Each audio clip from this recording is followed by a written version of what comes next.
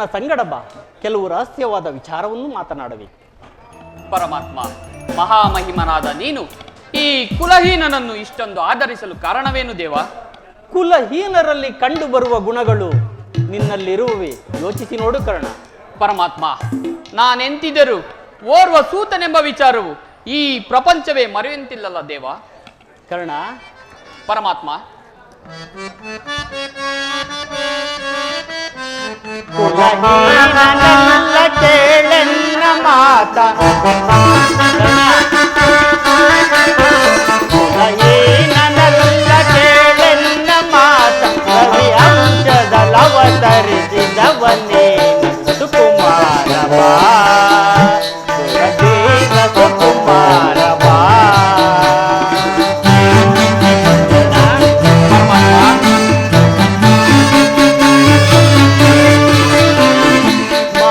ನಿನ್ನವಳು ಕುಂತೆ ವರ ಪಾಂಡವರಾಜನೇ,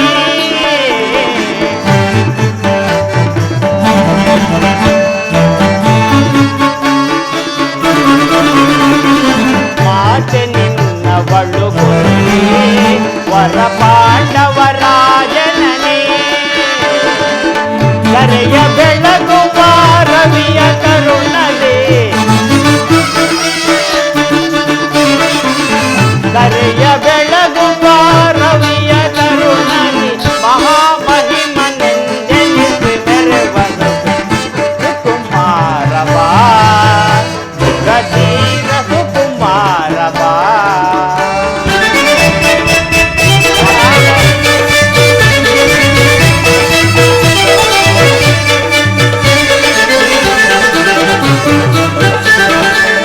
ಕಲಮಲವೇ ತಗೆ ಮನದ ಚಿಂತೆ ತೊರೆ,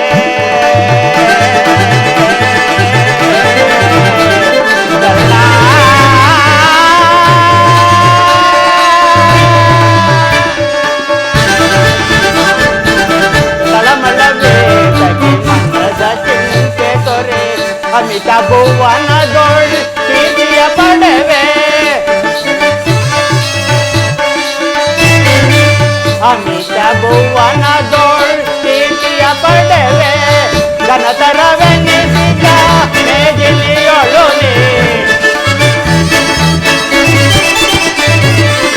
ಘನತರವೆನಿಸಿದ ಮೇಜಿಲಿಯೊಳು ನೀ, ಮಹಾಮಹಿಮನೆಂದೆನಿಸಿ ಮೆರೆವನು ಸುಕುಮಾರ ಬಾ, ಸುರಧೀರ ಸುಕುಮಾರ ಬಾ, ಸುಕುಮಾರ ಬಾ, ಸುಕುಮಾರ ಬಾ.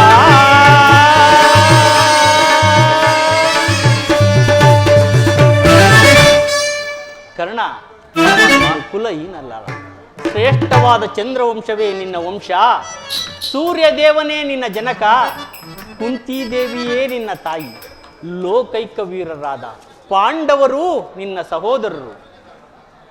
ಪರಮಾತ್ಮ, ತಾವು ಹೇಳಿದ ಮಾತುಗಳು ಸತ್ಯವಾದ ಪಕ್ಷದಲ್ಲಿ ಭೀಮಾರ್ಜುನರು ನನ್ನ ನೋಡಿದಾಗಲೆಲ್ಲ ಪರಮಾತ್ಮ, ಪಾಂಡವರು ನನ್ನ ಸಹೋದರಾಗಿದ್ದ ಪಕ್ಷದಲ್ಲಿ ಅವರೊಡನೆ ಯುದ್ಧ ಮಾಡಿದರೆ ರವರವಾದಿ ನರಕ ನಂಬಿದ ಸ್ವಾಮಿಗೆ ದ್ರೋಹ ಮಾಡುವುದೆಂತು ಸಮರ ಮಹೋತ್ಸವದಲ್ಲಿ ಉತ್ಸಾಹಭರಿತನಾದ ಎನಗೆ ಇಂತಹ ಉಭಯ ಸಂಕಟವನ್ನು ತಂದೊಡ್ಡಬೇಡ ದೇವ. ಕರ್ಣ, ರಾಜಾದಿರಾಜನೆನಿಸಿಕೊಂಡು ದಿವ್ಯ ಸಿಂಹಾಸನ ಮೇಲೆ ಕುಳಿತು ರಾಜ್ಯಭಾರ ಮಾಡಬೇಕಾಗಿದ್ದ ನೀನು ಈ ರೀತಿ ಪರರ ಸೇವೆಯಲ್ಲಿ ಕೈಕಟ್ಟಿ ಕುಳಿತಿರುವೆಯಲ್ಲ. ದೇವಾ, ಶೋಧನೆಯೇ ಪಾಪಿಯಾದ ಪರಿತಾಪ ನೀಡಾದ ದೇವಾ, ಶೋಧನೆಯೇ ವಿಧಿಶಾಪ.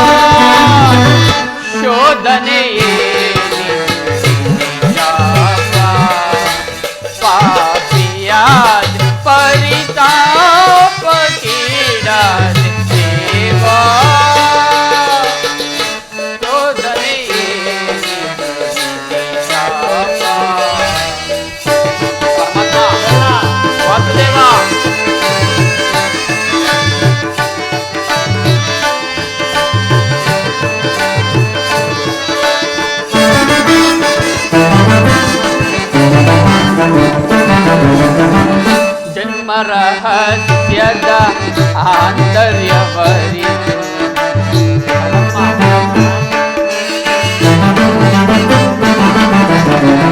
ಜನ್ಮ ರಹಸ್ಯದ ಆಂತರ್ಯವರಿತು ಜನುಮದಾತೆಯ ನಿರ್ದಯವರಿತು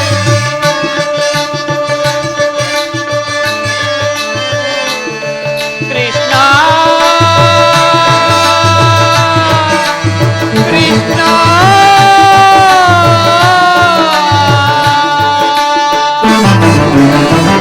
ಜನ್ಮ ರಹಸ್ಯದ ಆಂತರ್ಯವರಿತು ಮದಾತೆಯ ನಿರ್ದಯವರಿತು ಜೀವಿತಲೇ ಪರಿ ಸಹಜರ ಸಮಕೂಡಿ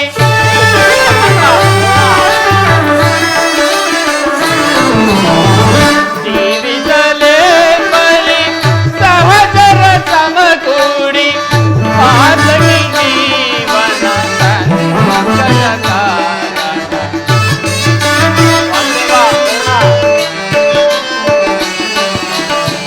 ಪಾತಕಿ ಜೀವನ ಸಂಕಟ ಕಾರಣ ದೇವಾ ಶೋಧನೆಯೇ ಪಾಪಿಯಾದ ಪರಿತಾಪಗೀಡಾದೆ ದೇವಾ ಶೋಧನೆಯೇ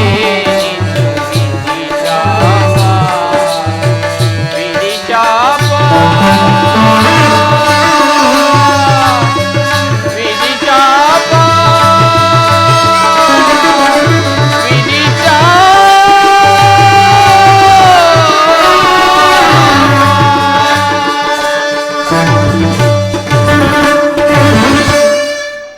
ಪರಮಾತ್ಮ ಕರ್ಣ, ಪಾಂಡವರು ನನ್ನ ಸಹೋದರಾಗಿದ್ದ ಪಕ್ಷದಲ್ಲಿ ಅವರೊಡನೆ ಯುದ್ಧ ಮಾಡಿದರೆ ರವರವಾದಿ ನರಕ ನಂಬಿದ ಸ್ವಾಮಿಗೆ ದ್ರೋಹ ಮಾಡುತ್ತೆಂತು ಸಮರ ಮಹೋತ್ಸವದಲ್ಲಿ ಉತ್ಸಾಹ ಭರಿತನಾದ ಎನಗೆ ಇಂಥ ಉಭಯ ಸಂಕಟವನ್ನು ತಂದೊಡ್ಡಬೇಡ ದೇವ. ಕರ್ಣ, ಪರಮಾತ್ಮ ನನ್ನ ಮಾತನ್ನು ಕೇಳು.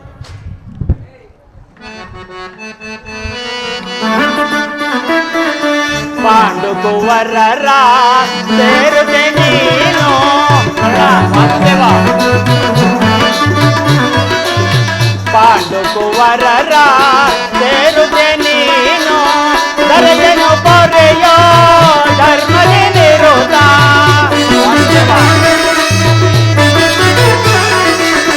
ದರೆಯನು ಪೊರೆಯೋ ಧರ್ಮದಿ ನಿರುತ ಅನುಜರ ಸೇರೈ ಕರುಣೆಯ ತೋರೈ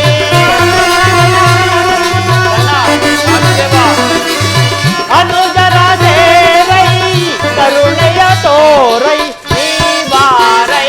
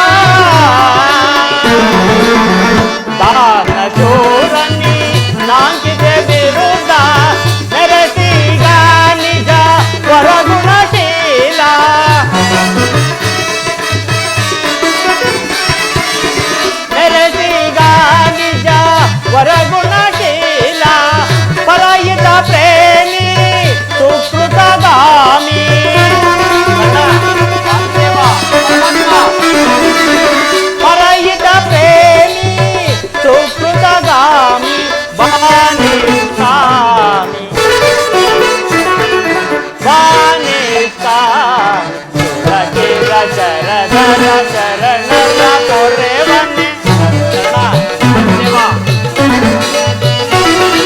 ಸುರಶಿರ ಶರಣರ ಶರಣರ ಪೊರೆ ಬನ್ನಿ ಮಾತನು ಪ್ರೇಮ ಲಾಲಿದು ವೀರ ಲಾಲಿದು ವೀರ ಲಾಲಿದು ವೀರ.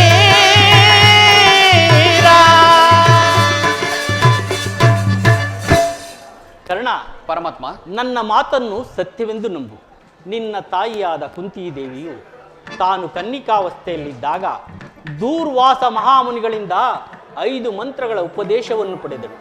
ಅವುಗಳು ಫಲಿಸುವವೋ ಇಲ್ಲವೋ ಎಂದು ಮನದಲ್ಲಿ ಸಂಶಯವನ್ನು ಪಟ್ಟು ಮೊದಲನೇ ಮಂತ್ರವನ್ನು ಸೂರ್ಯದೇವನನ್ನು ಕುರಿತು ಜಪಿಸಲು ನೀನು ಜನಿಸಿದೆ. ಲೋಕಪವಾದಕ್ಕೆ ಅಂಜಿದ ನಿನ್ನ ತಾಯಿಯು ನಿನ್ನನ್ನು ಗಂಗಾ ನದಿಯಲ್ಲಿ ತೇಲಿಬಿಟ್ಟಳು. ಅನಂತರ ನೀನು ಓರ್ವ ಸೂತರ ಕೈಗೆ ಸಿಕ್ಕಿ ಸಾಕಲ್ಪಟ್ಟೆ. ಸೂತರಾದರೂ ನಿನ್ನನ್ನು ಬಹಳ ಮಮತೆಯಿಂದ ಸಾಕಿದರು. ಕರ್ಣ, ಪರಮಾತ್ಮ, ನನ್ನ ಸಂಗಡ ಬಾ. ಪಾಂಡವರನ್ನು ಕೌರವರನ್ನು ನಿನ್ನ ಪಾದದ ಮೇಲೆ ಕೆಡವಿ ಅವರಿಂದಲೂ ಸಾಮಂತ ರಾಜರಿಂದಲೂ ಓಲೈಸಿಕೊಳ್ಳುತ್ತಾ ಹಸ್ತಿನಾವತಿಯ ದಿವ್ಯ ಸಿಂಹಾಸನ ಮೇಲೆ ಕುಳಿತು ರಾಜ್ಯಭಾರ ಮಾಡುವೆಯಂತೆ. ಪರಮಾತ್ಮ, ತಾವು ಹೇಳಿದ ಮಾತುಗಳು ಸತ್ಯವಾದ ಪಕ್ಷದಲ್ಲಿ ಭೀಮಾರ್ಜುನರು ನನ್ನನ್ನು ನೋಡಿದಾಗಲೆಲ್ಲ ಸೂತ, ನೀಚ, ಹೀನ ಕುಲದವನೆಂದು ಹೀಯಾಳಿಸುತ್ತಿರುವರಲ್ಲ, ನಾನಿಂಥವನೆಂಬ ವಿಚಾರ ಅವರಿಗೆ ತಿಳಿಯದೆ ದೇವ? ತಿಳಿಯದು ಕರ್ಣ. ನಿನ್ನ ವಿಚಾರ ನಿನ್ನ ತಾಯಿಯಾದ ಕುಂತಿದೇವಿಗಾಗಲಿ ಪಾಂಡವರಿಗಾಗಲಿ ತಿಳಿಯದು. ಕುಂತಿದೇವಿ ಮಾತ್ರ ನಿನ್ನನ್ನು ಕಂಡಾಗಲೆಲ್ಲ ಕೃಷ್ಣ, ಈ ಕರ್ಣನಾರು, ಈತನನ್ನು ಕಂಡರೆ ನನಗೊಂದು ತರಹ ಮರುಕ ಉಂಟಾಗುತ್ತದೆ ಎಂದು ಕೇಳುತ್ತಿದ್ದಳು. ಈಗ ತಾನೇ ಆಕೆಗೆ ನಿನ್ನ ಜನ್ಮ ವೃತ್ತಾಂತವನ್ನು ತಿಳಿಸಿ ಬಂದಿರುವೆನು. ಆಕೆಯು ನಿನ್ನನ್ನು ಕಾಣಲು ಗಂಗಾ ತೀರಕ್ಕೆ ಬರುವಳು. ಆಕೆಯ ಮಾತನ್ನು ನಡೆಸಿಕೊಡು. ಆಕೆಗೆ ನಿರಾಶನಾಗಿ ಮಾಡಬೇಡ. ನಾನಿನ್ನು ಬರಲೇ ಕರ್ಣ? ಆಗಬಹುದು ಪರಮಾತ್ಮ.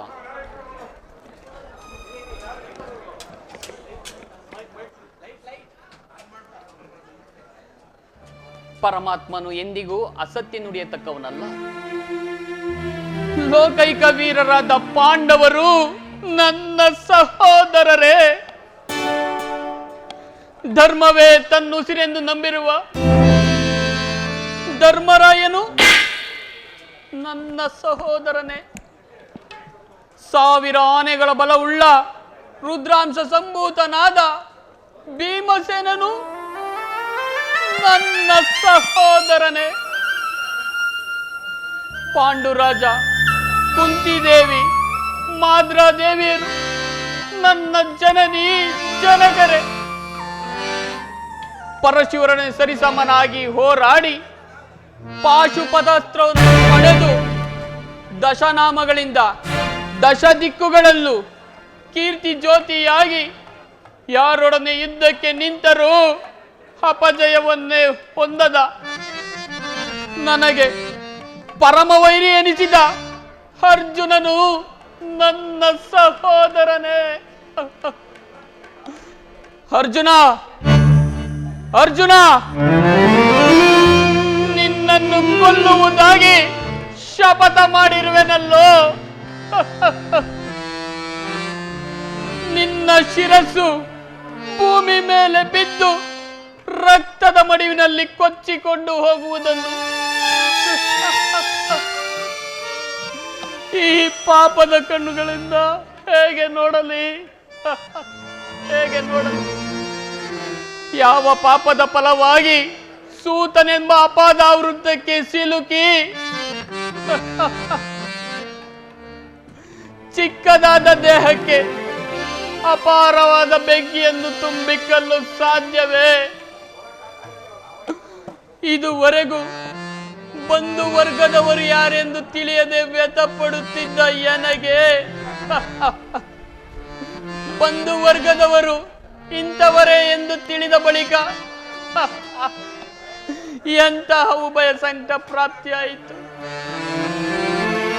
ಅಯ್ಯೋ ಪಾಪಿ ಕರ್ಣ, ಪಾಂಡು ಪುತ್ರನಾದ ನೀನು ಪಾಂಡು ಕುವರರನ್ನು ಕೊಲ್ಲಲು ನಿಂತಿರುವೆಯಲ್ಲೋ. ಕೊಲ್ಲಲೇ ಪಾಂಡು ಕುಮಾರರಂ ಕೊಲ್ಲಲೇ.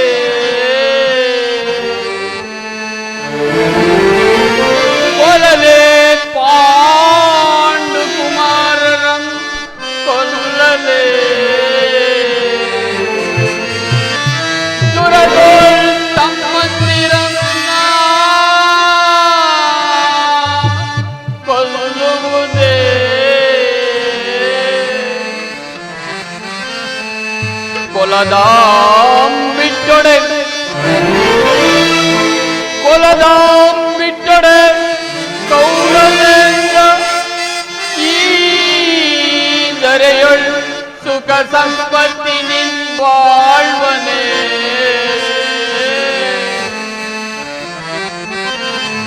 ಚಲದಿಂ ಪಾರ್ಥನರುಂಡವಂ ದೈದು ಚಲದಿಂ ಪಾರ್ಥನರುಂಡವಂ ದರಿದು ಮತ್ಸ್ವಾಮಿಗೆ ಮಮಸ್ವಾಮಿಗೆ ಆನಂದವಂ ಸಹಿಸಕ್ಕಾಗದೆ ಪಾರ್ಥನ ಘೋರ ಶರಕ್ಕೆ ಸಿಲುಕಿ ತುತ್ತಾದರೆ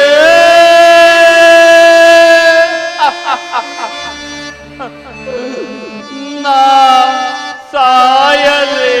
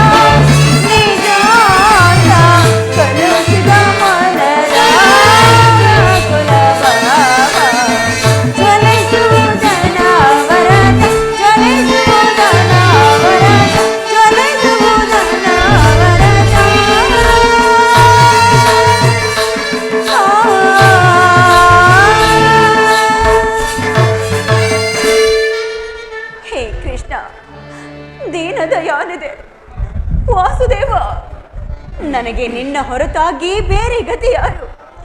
ಆತ್ಮೀಯ ಸಜ್ಜನರಿಂದ ಪರಿತ್ಯಜಿಸಲ್ಪಟ್ಟೆನು. ನನ್ನ ಪತಿಗಳು ನನ್ನನ್ನು ಭೋಗ ವಸ್ತುವಿನಂತೆ ದ್ಯೂತದಲ್ಲಿ ಪಣವಾಗಿಟ್ಟು ಸೋತರು. ಇನ್ನಾದರೂ ಸುಖವಾಗಿರುವೆನೆಂದು ಭಾವಿಸಿದರೆ ಹೆಜ್ಜೆ ಹೆಜ್ಜೆ ಹೆಜ್ಜೆಗೂ ಅಪಮಾನ. ಛೇ ವಿಧಾತ, ಈ ದ್ರೌಪದಿ ಅಣಿಯಲ್ಲಿ ಇನ್ನೂ ಅದೇನೇನು ಬರೆದಿರುವೆ ದೇವ, ಅದೇನೇನೆಲ್ಲ ಬರೆದಿರುವೆ.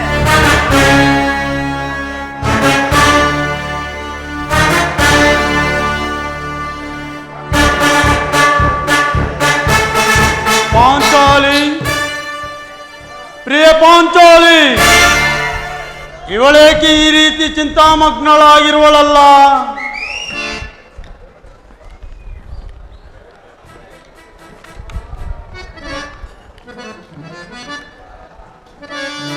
ಶಾಂತೆ ಕಾಂತೆ ಹೊರವೀರಳಾಗಿ ಹೊರಪತ್ನಿಯಾಗಿ ಹೊರಗುಂದೆ ಕಾಂತೆ ಕಾಂತೆ ಹೊರಧೀರಳಾಗಿ ಹೊರಪತ್ನಿಯಾಗಿ ಹೊರಗುಂದೆ ಮಗುವೆ ಕೆಲೆ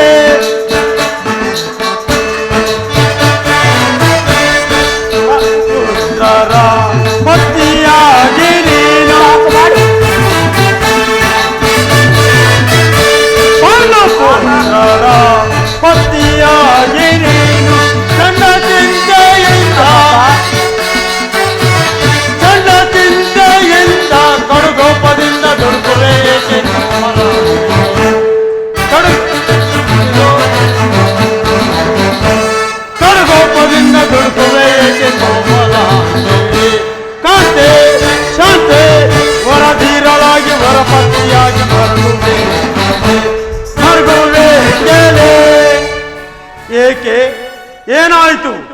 ನಿಷ್ಕಾರಣಳಾಗಿ ಅಳುತ್ತಿರುವೆ ಏಕೆ?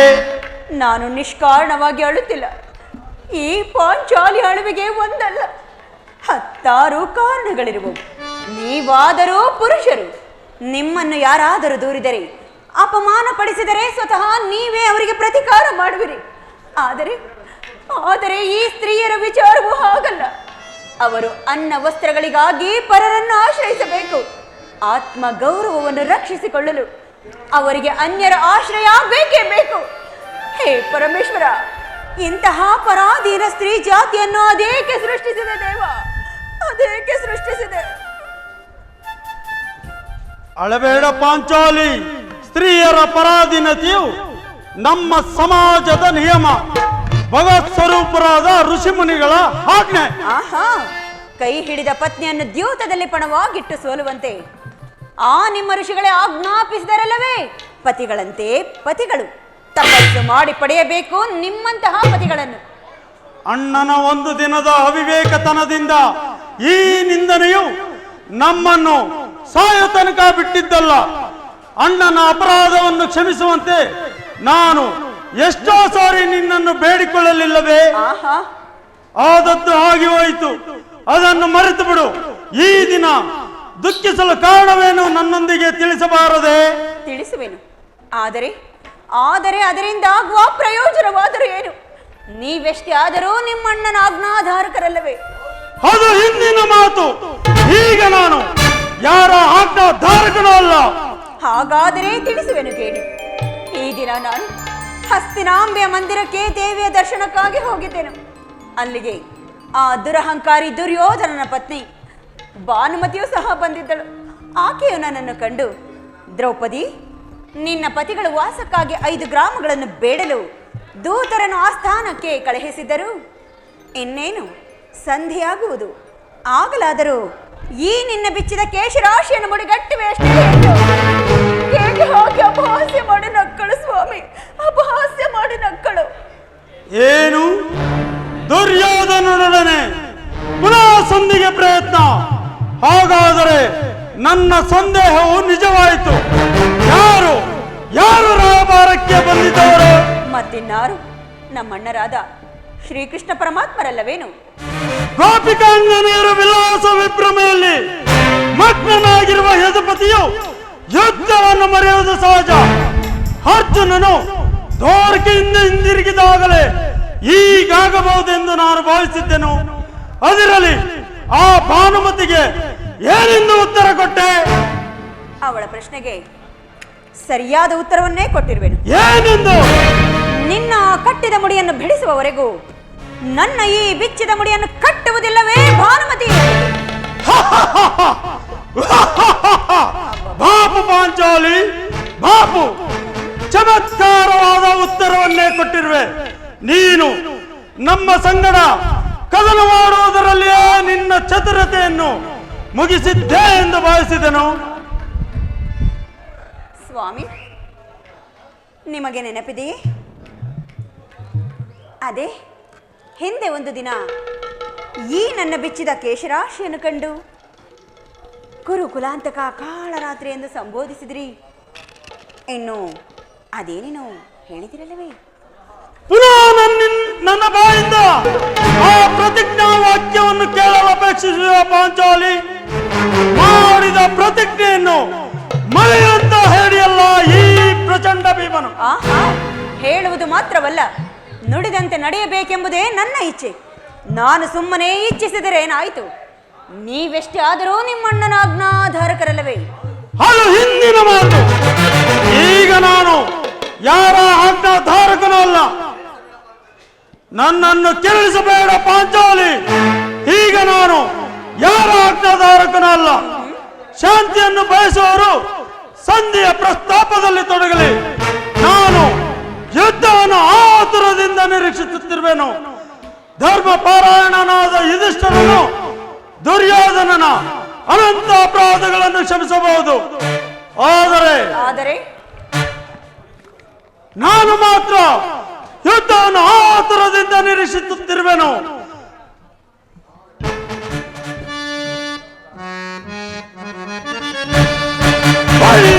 ಗುರುಕುಲಾದ ಬರನ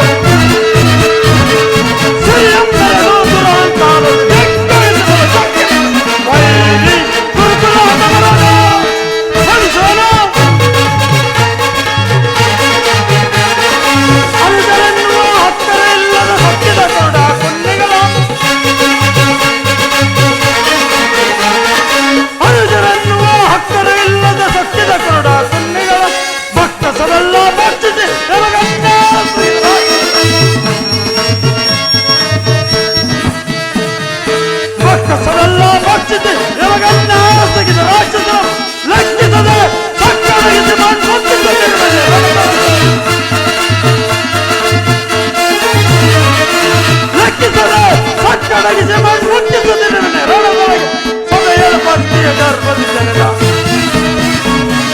ಸಭೆಯ ಭಕ್ತಿಯ ಗರ್ಭದಿದ್ದೆ ನಾನು ಮೂರ್ಖನೆದೆ ನಮಗೆ ವೈರಿ ಗುರುಕುಲದ ಮರಣ ಮನುಷ್ಯನ ಗುರುಕುಲದ ಮರಣ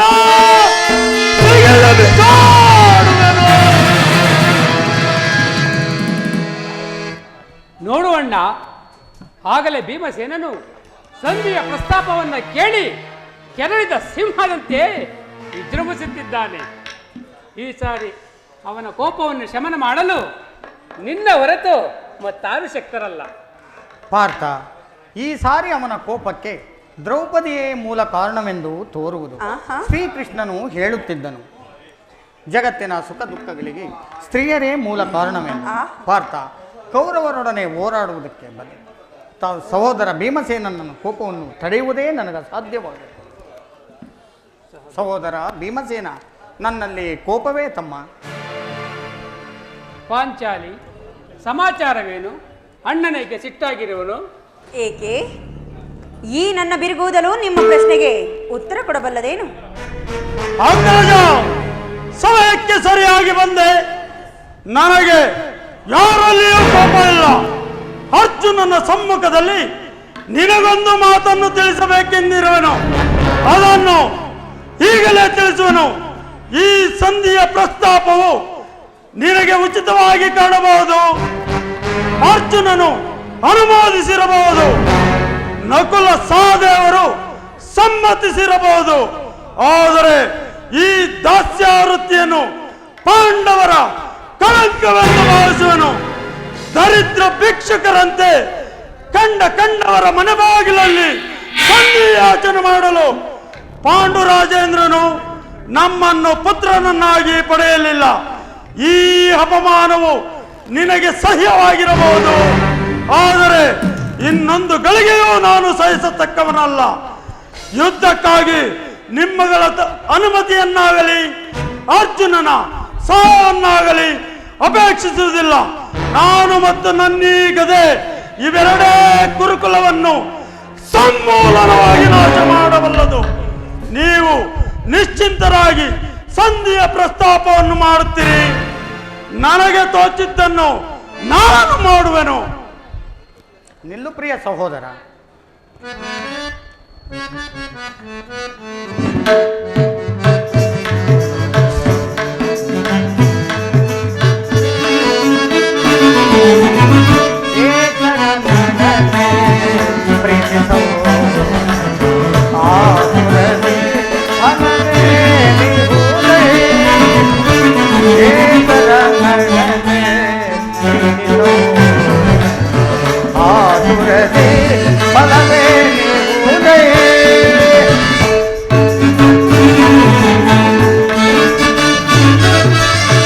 ಧರ್ಮ ವಿಚಾರದ ಮರ್ಮವನರಿಯದೆ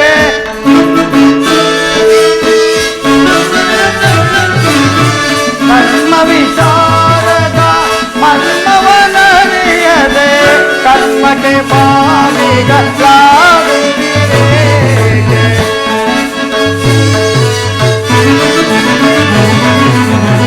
ಕರ್ಮಕ್ಕೆ ಬಾಲಿಗಳಾಗುತ್ತಿದೆ.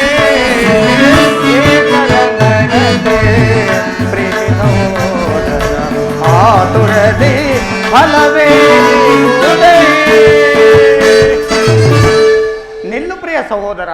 ನಿನ್ನ ಕೋಪವನ್ನು ತಡೆಯುವ ಶಕ್ತಿ ನನ್ನಲ್ಲಿಲ್ಲ. ಶಾಂತನಾಗು ತಮ್ಮ. ಕೋಪ ಮಾಡಬೇಡವಣ್ಣ. ಧರ್ಮಜನು ನಮ್ಮೆಲ್ಲರಿಗಿಂತ ಹಿರಿಯನು.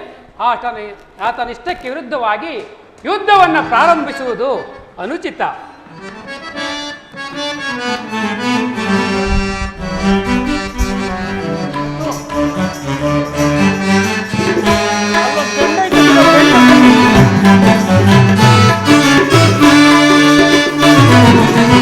ಮಾನಿನಿ ಮನದ ಸಮಯವಿದ್ದೆಂದರಿದೆಯ ತರುಣಿ ಏತಕ್ಕೆ ಈದು ಗುಡವು ಮಾನಿನಿ ಮನ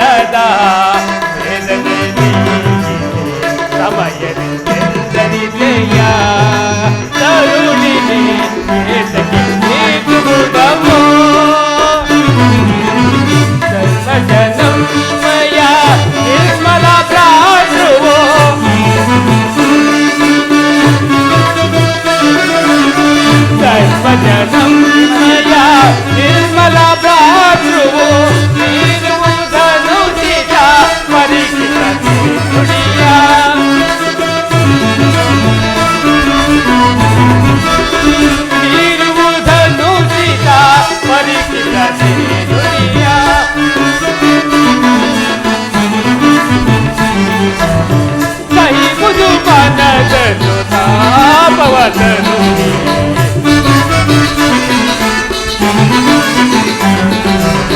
ಕೈಗುದು ಮನದರು ತಾಪವ ತರುಣಿ ಧರ್ಮದಿಂದ ಗತ ಕಾರ್ಯ ಸಾಧಿಸಿ ಕೋಮಲ ಹೃದಯದಿ ಹೊರಗಲು ಮರಿಯೇ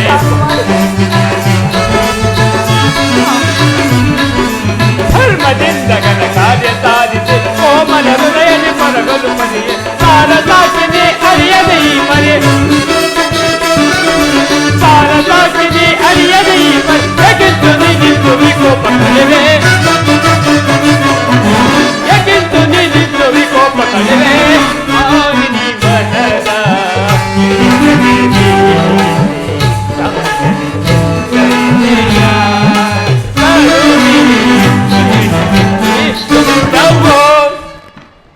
ಇದಕ್ಕೆ ಏನು ಹೇಳಿವೆ ಪಾಂಚಾಲಿ? ಧರ್ಮ ಧರ್ಮವೆಂದು ಹಂಬಲಿಸುತ್ತಾ ಕ್ಷತ್ರಿಯರ ಧರ್ಮವೇನೆಂಬುದನ್ನು ಮರೆಯುವುದು ನಿಮಗೆ ಉಚಿತವೆನಿಸುತ್ತಲ್ಲವೇ? ದೇವಿ ದ್ರೌಪದಿ, ಯುದ್ಧದಂತೆ ಶಾಂತಿ ರಕ್ಷಣೆ ಕ್ಷತ್ರಿಯರ ಕರ್ತವ್ಯ ಪಾಂಚಾಲಿ. ಯುದ್ಧವು ಎಂತಹ ಘೋರ ಕರ್ಮವೆಂಬುದು ನೀನಿನ್ನೂ ತಿಳಿದಿಲ್ಲ. ನಾವುಗಳು ನಮ್ಮ ಅಭಿಮಾನಕ್ಕೆ ವಶರಾಗಿ ಯುದ್ಧವನ್ನು ಪ್ರಾರಂಭಿಸಿದರೆ ಮುಂದೆ ನಮ್ಮಗಳ ಅವಿಚಾರಕ್ಕೆ ನಾವೇ ದುಃಖಿಸಬೇಕಾಗುವುದು. ಅದಕ್ಕಾಗಿ ನಾನು ಹೆದರಿ ಸಂಧಿಗಾಗಿ ಸರ್ವ ಪ್ರಯತ್ನವನ್ನೂ ಮಾಡುತ್ತಿರುವೆ. ರಾಜೇಂದ್ರ, ದೌಮ್ಯನನ್ನು ಸಂಧಿಗೆ ಕಳುಹಿಸಿ ಅಪಮಾನ ಹೊಂದಿದಿರಿ.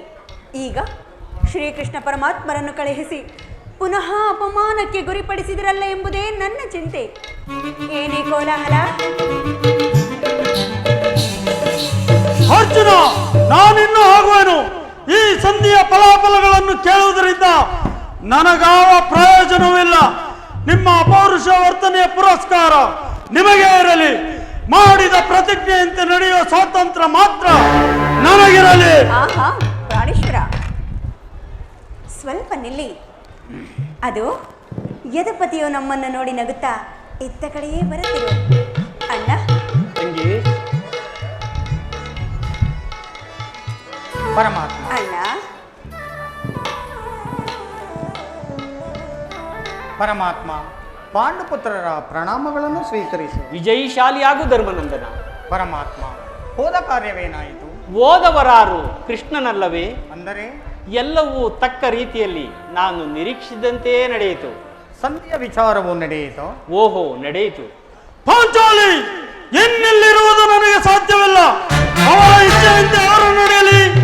ನನಗೆ ತೋಚಿದ್ದನ್ನು ನಾನು ಮಾಡುವೆನು. ಸ್ವಲ್ಪ ನಿಲ್ಲಿ.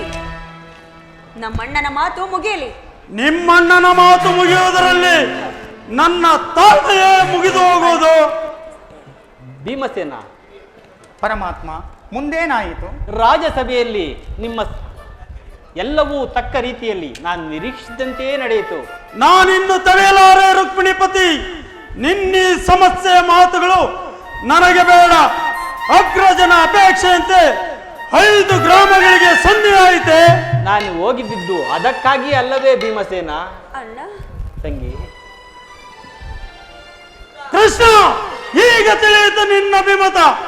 ಅಜ್ಞಾತವಾಸದ ನೆಪದಲ್ಲಿ ಅರ್ಜುನನು ಬಳೆಯನ್ನು ತೊಟ್ಟನು. ಈಗ ಈ ಸಂಧಿಯ ನೆಪದಲ್ಲಿ ನಮ್ಮೈವರಿಗೂ ಸೀರೆ ನುಡಿಸಲು ಅಪೇಕ್ಷಿಸಿರುವೆಯಾ? ಯಾದವಾಗ್ರಣಿ, ಪಾಂಡುಪುತ್ರರ ಮೇಲೆ ನಿನಗೇಕೆ ಇಷ್ಟೊಂದು ಆಕ್ರೋಶ? ಭೀಮಸೇನ, ನಿನಗೆ ಇಷ್ಟೊಂದು ಅಸಹನೆ ಏಕೆ? ಸಾವಧಾನದಿಂದ ನನ್ನ ಮಾತನ್ನು ಪೂರ್ಣವಾಗಿ ಕೇಳು. ಇದು ನಿನಗೆ ಹೆಚ್ಚಿಗೆ ಸಂಬಂಧಿಸಿ ಎಂದು ನಾನು ಮೊದಲೇ ಹೇಳಲಿಲ್ಲವೇ? ಸ್ವಾಭಿಮಾನ ಶೂನ್ಯವಾದ ಸಂಧಾನದೊಡನೆ ಈ ಪ್ರಚಂಡ ಭೀಮನಿಗೆಂತ ಸಂಬಂಧ ಇರುವುದು? ಅತ್ಯಂತ ನಿಕಟವಾದ ಸಂಬಂಧವಿರುವುದು. ಕೃಷ್ಣ, ಮುಂದೇನಾಯಿತು? ರಾಜಸಭೆಯಲ್ಲಿ ನಿಮ್ಮ ಸಂದೇಶವನ್ನು ತಿಳಿಸಿದೆನು. ಅವರೆಲ್ಲರೂ ಒಪ್ಪಿದರು. ಯಾರು ಅಣ್ಣ? ಭೀಷ್ಮ, ದ್ರೋಣ ಮುಂತಾದವರು. ಆ ದುರ್ಯೋಧನ, ಆತನೂ ಸಹ. ಅಣ್ಣ, ಏನು ನನಗಿಲ್ಲಿ ಕೆಲಸವಿಲ್ಲ. ಈ ದುರ್ವಾರ್ತೆಯನ್ನು ಕೇಳಬೇಕೆಂಬುದೇ ನಿನ್ನ ಇಚ್ಛೆ ಆಗಿತ್ತು ಕೃಷ್ಣ. ಅದನ್ನು ಸಾಧಿಸಿದೆ. ಸಾಧಿಸು, ಚೆನ್ನಾಗಿ ಸಾಧಿಸು. ಸಹೋದರರೇ, ನಿಮ್ಮ ಅಪೌರುಷ ವರ್ತನೆಯ ಫಲವನ್ನು ನೀವೇ ಮುಂದಿರಿ. ಅದರಲ್ಲಿ ಈ ಭೀಮಸೇನನು ಯಾವ ಭಾಗವನ್ನು ಅಪೇಕ್ಷಿಸುವುದಿಲ್ಲ. ಯಾಜ್ಞಸೇನಿ, ನೀನು ನಿರಾಶರಾಗಬೇಡ. ಈ ಭೀಮಸೇನನು ಬದುಕಿದ್ದರೆ ನಿನ್ನ ಸೇಡನ್ನು ತೀರಿಸದೆ ಬಿಡು. ಭೀಮಸೇನ, ನಿಲ್ಲಯ್ಯ. ನೀನು ನಿಜವಾಗಿ ಹಿಡಿಂಬಾಪತಿಯೇ ಸರಿ, ಇಷ್ಟೊಂದು ಕೋಪವಿಲ್ಲದಿದ್ದರೆ ಆ ರಕ್ಕಸಿಯನ್ನು ಆಳಲು ಹೇಗೆ ಸಾಧ್ಯ? ಸ್ವಲ್ಪ ಸಮಾಧಾನವನ್ನು ತಂದುಕೊಂಡು ನನ್ನ ಮಾತನ್ನು ಪೂರ್ಣವಾಗಿ ಕೇಳು. ಸುಮ್ಮನೆ ನನ್ನನ್ನು ಕಾಡಬೇಡ ಕೃಷ್ಣ. ಈ ಸಂಧಿಯ ಸುದ್ದಿಯು ನನಗೊಪ್ಪದು ಒಪ್ಪಲಾಗದು. ನಿನಗೆ ಒಪ್ಪುವ ವಿಚಾರವೂ ಹೊಂದಿರುವುದು. ಆ ದುರ್ಯೋಧನನು ನಿನಗೊಂದು ಸಂದೇಶವನ್ನು ಕಳುಹಿಸಿರುವನು. ಏನು? ಅಣ್ಣ, ದುರ್ಯೋಧನನ ಸಂದೇಶ? ಹಾಗಾದರೆ ಅದರ ಉದ್ದೇಶವು ಸಂಧಿಯಾಗಿರಲಾರದು. ಹೇಳು ಕೃಷ್ಣ, ಏನು ಆ ಸಂದೇಶ? ಅದನ್ನು ಕೇಳುವ ಮೊದಲು ನೀನು ನನ್ನ ಬಳಿಯಲ್ಲಿ ಕೈಕಟ್ಟಿ ಕುಳಿತುಕೊಳ್ಳಬೇಕು. ಇಲ್ಲ ಇಲ್ಲ ಇಲ್ಲ, ನಿಂತಿದ್ದಂತೆಯೇ ಹೇಳಿಬಿಡು. ಇಲ್ಲ, ನೀನು ಕುಳಿತುಕೊಳ್ಳದ ಹೊರತು ನಾನು ಹೇಳುವುದಿಲ್ಲ. ಕೃಷ್ಣ, ಈ ಪರಿಹಾಸ ಬೇಕೆ? ನಿನ್ನನ್ನು ಕಂಡರೆ ನನಗಷ್ಟೊಂದು ಭಯವಾಗುವುದು ಭೀಮ. ನಿನ್ನ ಗದೆಯನ್ನು ಆ ಪಾರ್ಶ್ವದಲ್ಲಿಡಿಸಿ ನನ್ನ ಬಳಿಯಲ್ಲಿ ಹೀಗೆ ಕುಳಿತುಕೋ. ಆಗ ನಿನಗೆ ಪ್ರಿಯವಾದ ಆ ಸಂದೇಶವನ್ನು ಹೇಳುವೆನು.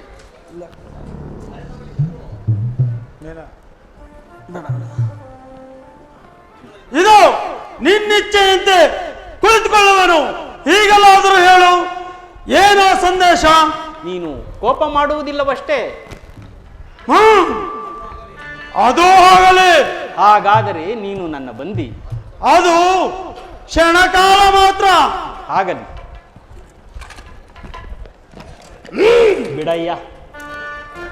ಅರ್ಜುನ, ಈ ಗದೆಯನ್ನು ಕ್ಷಣಕಾಲ ಹಿಡಿದಿರು. ಯಾಜ್ಞಸೇನಿ, ಅಣ್ಣ, ಸಮೀಪಕ್ಕೆ ಬಾ. ಆಹಾ. ನಾನು ಹೇಳಿದಂತೆ ಮಾಡಬೇಕು ಕಂಡೆಯ. ನಿಮ್ಮ ಮಾತನ್ನು ಎಂದಾದರೂ ಮೀರಿರುವೆನೇ ಅಣ್ಣ. ಹಾಗಾದರೆ ತೆಗೆದುಕೋ ಈ ಹಗ್ಗವನ್ನು. ಇದು ನನಗೊಂದು ಕಡೆ ಪುರಸ್ಕಾರ ರೂಪವಾಗಿ ದೊರೆಯಿತು. ಇದರಿಂದ ನಿನ್ನ ಪತಿಯ ಕೈಗಳನ್ನು ಭದ್ರವಾಗಿ ಬಂಧಿಸು. ಇದೇನು ಪರಿಹಾಸವೇ ಅಣ್ಣ? ಇದು ಪರಿಹಾಸವಲ್ಲ ಸಹೋದರಿ. ಶತ್ರುಗಳ ಎಡೆಮುರಿಯನ್ನು ಬಿಡಿಸುವುದರಲ್ಲಿ ನೀನು ಮಹಾಪಂಡಿತೆಯಂತೆ. ಹಾಗೆಯೇ ನಿನ್ನ ಪತಿಯ ಕರಗಳನ್ನು ಬಂಧಿಸಲು ಬರುವುದೇನೋ ನೋಡು. ಭೀಮಸೇನ, ನಿನಗೆ ಆ ಸಂದೇಶವನ್ನ ಕೇಳುವ ಇಚ್ಛೆ ಇದ್ದರೆ ಪಾಂಚಾಲಿ, ಕೃಷ್ಣನು ಹೇಳಿದಂತೆ ನನ್ನ ಕರಗಳನ್ನು ಬಂಧಿಸು. ಹಾಗೆ ಆಗಲಿ.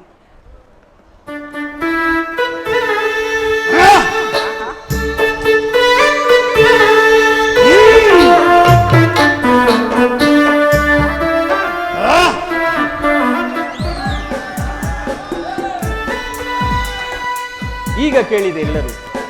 ಈ ದಿನ ಭೀಮಸೇನನ್ನು ಬಂಧಿಸಿರುವ ಹಗ್ಗವು ರಾಜಸಭೆಯಲ್ಲಿ ನನ್ನ ಅಂಗಾಂಗಗಳನ್ನು ಬಂಧಿಸಲನುವಾಗಿದೆ. ಏನು ಹೇಳಿದೆ ಕೃಷ್ಣ? ಈ ಹಗ್ಗದಿಂದ ನಿನ್ನನ್ನು ಬಂಧಿಸಲೆತ್ತಿಸಿದರೆ ಯಾರು ಯಾರು ಅಧಿರಾಜರು? ದುರಭಿಮಾನಿಯಾದ ದುರ್ಯೋಧನನು ಆಜ್ಞೆ ಮಾಡಿದನು. ದುರಾಚಾರಿಯಾದ ಅವನ ತಮ್ಮ ದುಶ್ಯಾಸನ ನಡೆಸಿನು. ಇಂತಹ ಸಾಹಸವು ಮತ್ತಾರಿಗೆ ಸಾಧ್ಯ? ಪಾಂಚಾಲಿ, ನನ್ನ ಕರಗಳನ್ನು ಬಿಟ್ಟು ಈ ನೀಚ ಕೃತ್ಯದಿಂದ ದುರ್ಯೋಧನನ ದುರಾಭಿಮಾನವು ಶಿಖರವನ್ನು ಮುಟ್ಟಿತು. ನಮ್ಮ ಪ್ರಿಯ ಬಂಧುವಾದ ಕೃಷ್ಣನನ್ನು, ಪಾಂಡವ ರಾಯಭಾರಿಯನ್ನು, ಆ ಕುನ್ಯ ಕೌರವನು ಈ ರೀತಿ ಅಪಮಾನ ಮಾಡಿದನೆ. ಅಗ್ರಜ, ಧನಂಜಯ, ಇದಕ್ಕೆ ನಿಮ್ಮ ಉತ್ತರ? ಇಷ್ಟು ಮಾತ್ರವಲ್ಲ, ದುರ್ಯೋಧನನು ಸಂಧಾನಕ್ಕೆ ಕೊಟ್ಟ ಉತ್ತರವನ್ನು ಕೇಳಿ.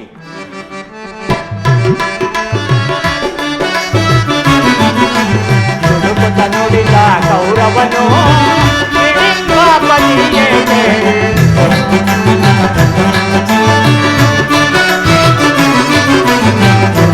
ನುಡಿದ ಕೌರವನು ಕಡೆಗೂ ಯುದ್ಧವಾಗೈದೆ, ಕೊಡೆ ನಾನು ರಾಜ್ಯ.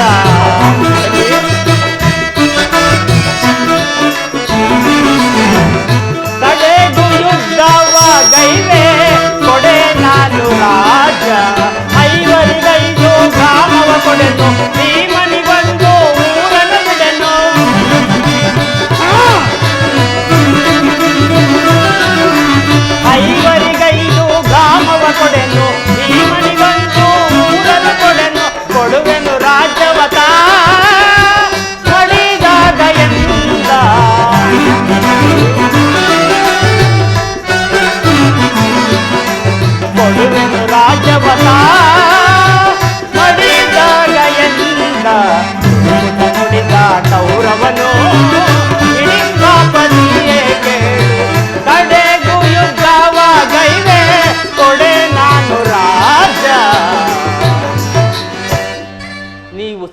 ಅಪೇಕ್ಷಿಸುವುದಾದರೆ ಅದು ದೊರಕುವುದಂತೆ ರಣಾಂಗಣದಲ್ಲಿ, ಶಸ್ತ್ರಾಸ್ತ್ರಗಳ ಸ್ಪರ್ಶ ಸ್ಪಂದನದಲ್ಲಿ, ವೀರರಥಿಕರ ಘೋಷದಲ್ಲಿ ಎಂದು ತಿಳಿಸಿದನು.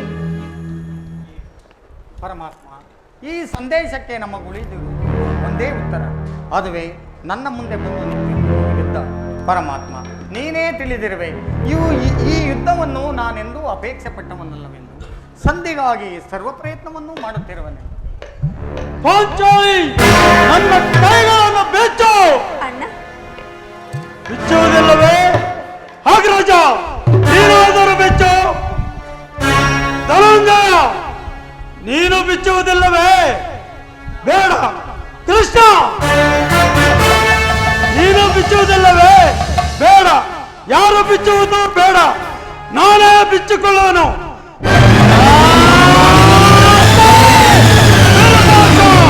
ಎಲ್ಲಿ ನಿನ್ನ ಗದೆ? ಈಗ ಕೇಳಿ. ಕಾರ್ಮೋಡ ನಡುಗೆ ನಡುಗೆ ಈ ಭೂಮಿ ಗುಡಿಗೆ ಗುಡಿಗೆ ಬಿರಿಯಲಿ, ಹುಕ್ಕಿರ ಮತದಲ್ಲಿ ಸಂತತ ಹಾರ್ ಕರೆಯಲಿ. ಕಾರ್ಮೋಡ ನಡುಗೆ ನಡುಗೆ ಈ ಭೂಮಿ ಗುಡಿಗೆ ಗುಡಿಗೆ ಬಿರಿಯಲಿ, ಹುಕ್ಕಿರ ಮತದಲ್ಲಿ ಸಂತತ ಹಾರ್ ಕರೆಯಲಿ. ಗುರುವನ ಶಿರವನ್ನು ಕಡೆಯಲು ಬಿಡೋಣ, ಗುರುವನ ಶಿರವನ್ನು ಕಡೆಯಲು ಬಿಡೋಣ. ಸರದಿಗಂತದಲ್ಲಿ ಮಲಗಿ ಪಡೆದೆವು, ಸರದಿಗಂತದಲ್ಲಿ ಮಲಗಿ ಪಡೆದೆವು. ಕುರುಕುಲವ ಪಡೆದಿರುವೆ, ಕುರುಕುಲವ ಪಡೆದಿರುವೆ. ದುರುಳ ಕೌರವನ ಪರಿಪರಿವಿದಲ್ಲಿ, ದುರುಳ ಕೌರವನ ಪರಿಪರಿವಿದಲ್ಲಿ ಸಾರ್ವೋಡ ಈ ಭೂಮಿಗಳಿಗೆ ಹುಟ್ಟಿದ ಮೊದಲ ಸಪ್ತ ಸಾಗರವೇ ಭೋಂತನೆಯಲ್ಲಿ. ವಾಸುದೇವ, ಈಗ ಕೇಳಿ. ಎಲ್ಲರೂ ಕೇಳಿ ಈಗ ನನ್ನ ಪ್ರತಿಜ್ಞೆಯನ್ನು. ನಾನು ವಾಯುದೇವನ ಅಂಶದಿಂದ ಜನಿಸಿದ್ದೇ ನಿಜವಾದರೆ, ವೀರಮಾತೆ ಕುಂತಿ ದೇವಿಯ ಸ್ತನ್ಯಪಾನ ಮಾಡಿದ್ದೇ ನಿಜವಾದರೆ, ನಾಳಿನ ಭಯಂಕರವಾದ ಯುದ್ಧದಲ್ಲಿ ಕೌರವನ 98 ಸಹೋದರರನ್ನು ಸಮೂಲವಾಗಿ ನಾಶ ಮಾಡಿ ನಂತರ ದುರುಳ ದುಶ್ಯಾಸನನ ವಕ್ಷಸ್ಥಳವನ್ನು ಬಗೆದು ಆತನ ಗುಂಡಿಗೆಯ ಬಿಸಿ ರಕ್ತದಿಂದ ಪಾಂಚಾಲಿಯ ಬಿಡುಮುಡಿಯನ್ನು ಕಟ್ಟಿಸುವನು. ನಂತರ ದರ್ಪಿತ ದುರ್ಯೋಧನನ ತೊಡೆಯನ್ನು ನನ್ನೀ ಗದಾದಂಡದಿಂದ ಮರಿದು ಆತನ ರಾಜ ಕಿರೀಟವನ್ನು ನನ್ನೀ ಎಡಗಾಲಿನಿಂದ ಒಡೆದು ಪುಡಿ ಪುಡಿ ಮಾಡದೆ ಹೋದರೆ ನನ್ನ ಗತಿ ಭಯಂಕರವಾದ ನರಕವೇ ಪ್ರಾಪ್ತಿಯಾಗಲಿ. ಕೃಷ್ಣ, ಇದಕ್ಕೆ ನಿನ್ನ ಪಾದವೇ ಸಾಕ್ಷಿ.